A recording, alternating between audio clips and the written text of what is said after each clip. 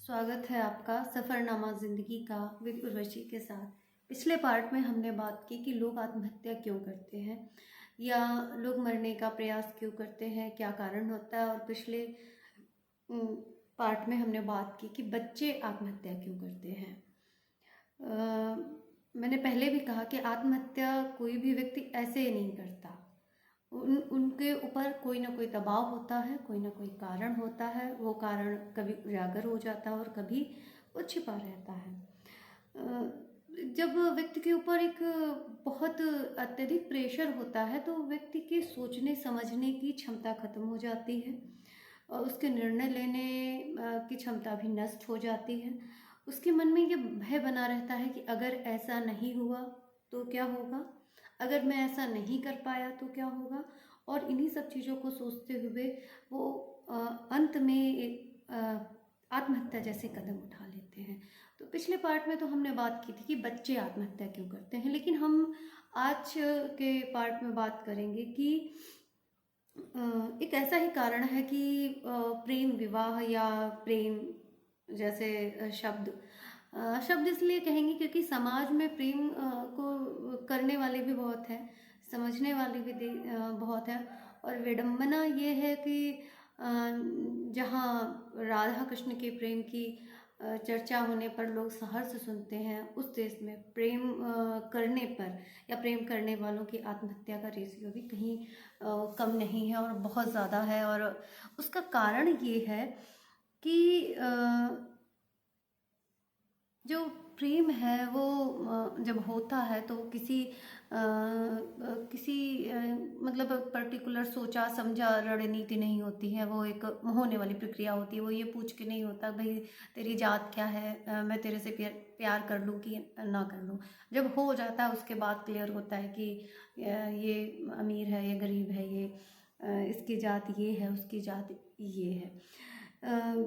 विवाह को लेकर प्रत्येक व्यक्ति के अपने सपने होते हैं। हर व्यक्ति सोचता है कि मैं ऐसे व्यक्ति से शादी करूँगा, ऐसा घर होगा, ऐसा परिवार होगा। ये और जब उसके सपने टूटते हैं तो तब भी वो आत्महत्या कर लेता है। सबसे ज़्यादा जो आत्महत्या होती है उसकी एक कारण है कि प्रेम जो है वो समाज में आज भी हे दृष्टि से देखा जाता है। जो प्रेम करते हैं उन्हें चरित्रहीन की लिस्ट में शामिल कर दिया जाता है कि ये तो कैरेक्टरलेस हैं क्योंकि इन्होंने प्रेम कर लिया है। उन व्यक्तियों को अलग करने के लिए या उन व्यक्तियों के अलग हो जाने को लेकर उन पर बहुत सारा मानसिक दबाव बना जाता है। मानसिक दबाव भी बना जाता है और शारीरिक प्रताड़ना भी कोई बड़ी बात नहीं है। उन्हें शारीरिक रूप से भी प्रताड़ित किया जाता है। उन्हें इतना प्रताड़ित किया जाता है कि या तो वो टूट जाते हैं या झुक जाते हैं या परिवार के निर्णय को मान लेते हैं या फिर आत्महत्या कर लेते हैं। समाचार पत्रों में आपने देखा होगा कि एक साथ जहर खा लेना, एक साथ पुल से छलांग लगा देना या फांसी लगा लेना, एक ही दुपट्टे से फांसी लगा लेना, ऐसी घटनाओं से समाचार पत्र जो होते हैं वो भरे हुए होते हैं। और अधिकांश लोग ऐसे खबरों को पढ़ते हैं, पढ़ने के बाद कहते हैं अच्छा हुआ ये लोग मर गए। लेकिन वो कभी ये नहीं सोचते हैं कि उस व्यक्ति की या उन व्यक्तियों की मानसिक सोच क्या रही होगी, या उनको कितना कष्ट हुआ होगा, उनको कितनी पीड़ा हुई होगी। क्योंकि जो प्रेम करता है वो किसी को नहीं छोड़ना चाहता। सबसे बड़ी प्रॉब्लम ये होती है कि वो परिवार को भी नहीं छोड़ना चाहता और प्यार को भी नहीं छोड़ना चाहता। तो कोई भी जो व्यक्ति है जब किसी चीज़ को नहीं, एक चीज़ को तो आपको छोड़ना ही पड़ेगा, या तो आप प्यार को छोड़ दीजिए या आप परिवार को छोड़ दीजिए। लेकिन अगर आप नहीं छोड़ पाते हैं तो आपके पास एक ऑप्शन बचता है कि आत्महत्या कर लेना। लेकिन जो लोग ये कहते हैं कि अच्छा हुआ मर गए, लेकिन उन्हें ये सोचना चाहिए कि कोई भी व्यक्ति अपने आप से मरना नहीं चाहता, हर व्यक्ति जीना चाहता है। और जीना जो है वो कहेंगे ना कि सभी को अच्छा लगता है, कोई मरना नहीं चाहता, लेकिन उन्हें भय होता है कि वो अलग कर दिए जाएंगे। समाज में अधिकांश मौतें जो होती हैं वो जातिवाद के कारण होती है। शायद ही कोई व्यक्ति जो होता है प्यार करने वालों की मानसिक पीड़ा को समझ पाए। उनके मन में द्वंद्व चलता रहता है। जो प्यार करते हैं उनके मन में एक अजीब सा द्वंद्व चलता रहता है कि वो भाग के अगर शादी कर लेते हैं तो उन्हें घर वाले मार डालेंगे या समाज में उनकी बेइज्जती होगी, अन्यथा अलग हो जाएंगे।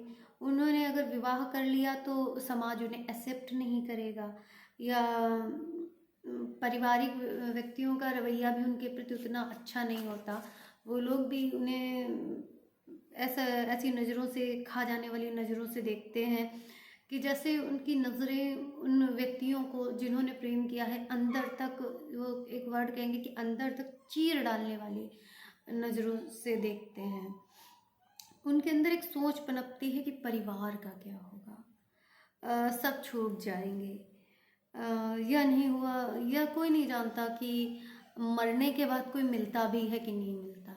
लेकिन उनकी सोच ये होती है कि अगर वो मर जाएंगे तो वो एक साथ मिल जाएंगे, बदनामी नहीं होगी। लेकिन ऐसा होता नहीं है, सब ठीक हो जाएगा। उनकी एक सोच होती है कि अगर हम आत्महत्या कर लेंगे, हम एक साथ मर जाएंगे तो हम अलग नहीं होंगे।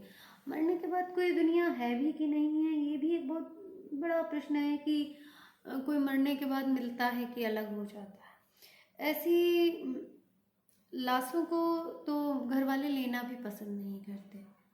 उनका जो क्या क्या कहेंगे कि पोस्टमार्टम या पंचनामा भरकर ऐसी लाशों को पुलिस वाले ही उनका दाह संस्कार करते हैं या उन्हें दफना देते हैं, जो भी उनकी प्रक्रिया होती है। उन्हें एक साथ दफन होना भी नसीब नहीं होता। तो समाज में प्रेम को लेकर जो है एक बहुत अलग टाइप की सोच है, एक विडंबना है कि जो परिवार जीते जी उनकी मानसिक पीड़ा को नहीं समझ सकता, वो मरने के बाद उनकी सोच को या उनकी पीड़ा को क्या समझेगा। परंतु सच्चाई ये है कि कहीं ना कहीं उनके मरने के हम और आप ही जिम्मेदार होते हैं, क्योंकि हम उनकी भावनाओं को नहीं समझते।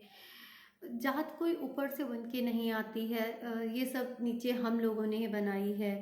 कभी कभी हम सोचने पे विवश हो जाते हैं कि यदि संपूर्ण जो राष्ट्र है, संपूर्ण सारा संसार है, उसमें एक ही जाति होती तो कितना अच्छा होता। स्वाभिमान के झगड़े खुद ही खत्म हो जाते और शायद दो प्यार करने वालों को मरना ना पड़ता।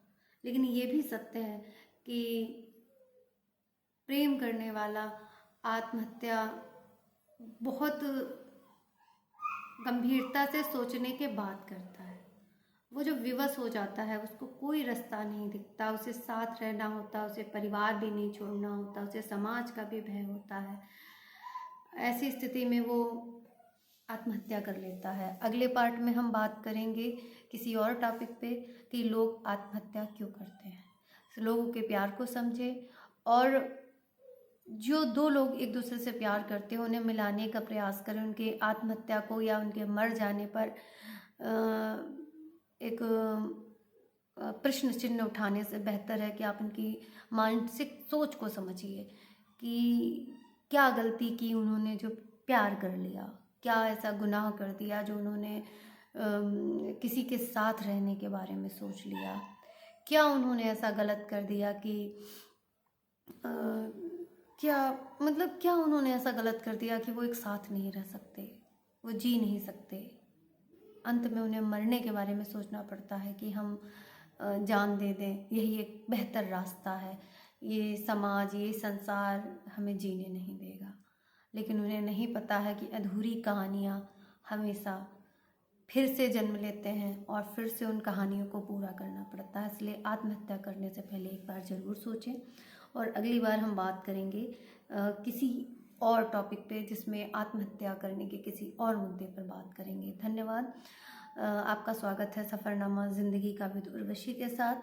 आप मेरे चैनल को लाइक करें ना करें, पर इन टॉपिक्स को बहुत बेहतर तरीके से सोचें और आगे शेयर करें कि शायद किसी को इन बातों से कुछ फ़ायदा हो सके। धन्यवाद।